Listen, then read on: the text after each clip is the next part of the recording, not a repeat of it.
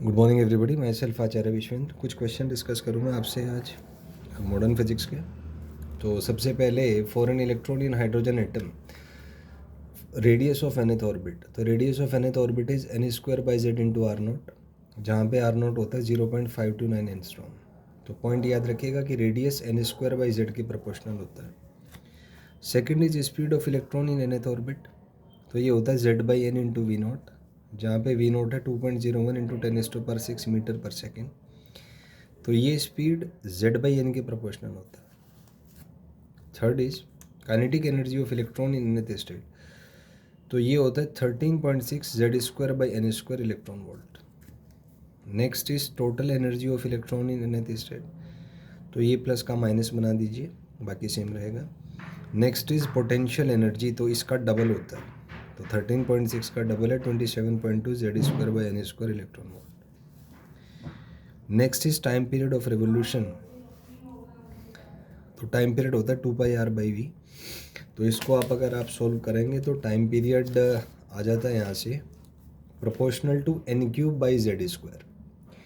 Next is frequency of revolution. तो frequency of revolution 1/t होगा, तो ये प्रोपोर्शनल टू z²/n³ आ जाएगा, मतलब फ्रीक्वेंसी प्रोपोर्शनल टू 1/n³ होगी।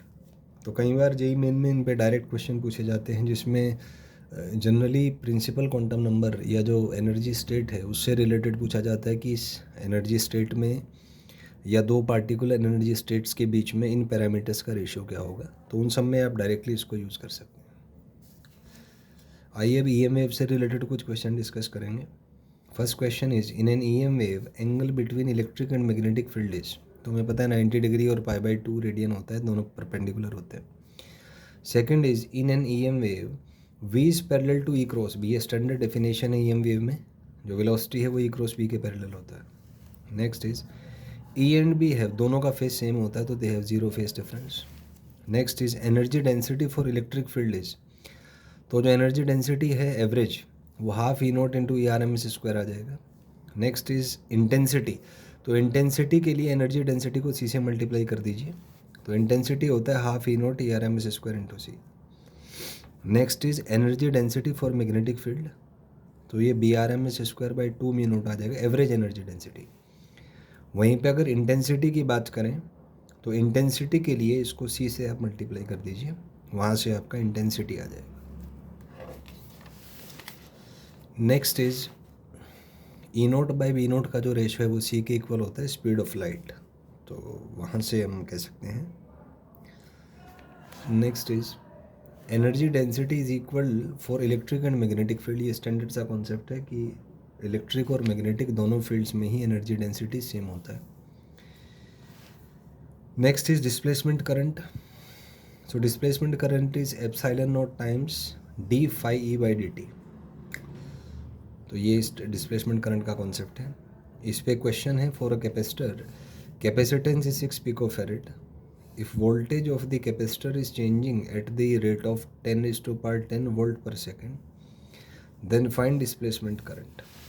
तो मान लीजिए कैपेसिटर है, किसी इंस्टेंट पे इस पे चार्ज +q, इस पे -q है। q को हम CV लिख सकते हैं, I होता है dq/dt। तो ये आएगा d/dt of C into v. C constant है, बाहर आ जाएगा, into dv/dt।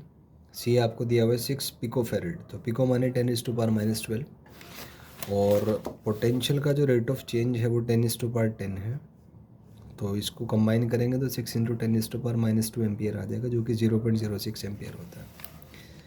Next question is isotope of 6C12। Isotope माने same atomic number different mass number, तो 6C14 हो जाएगा।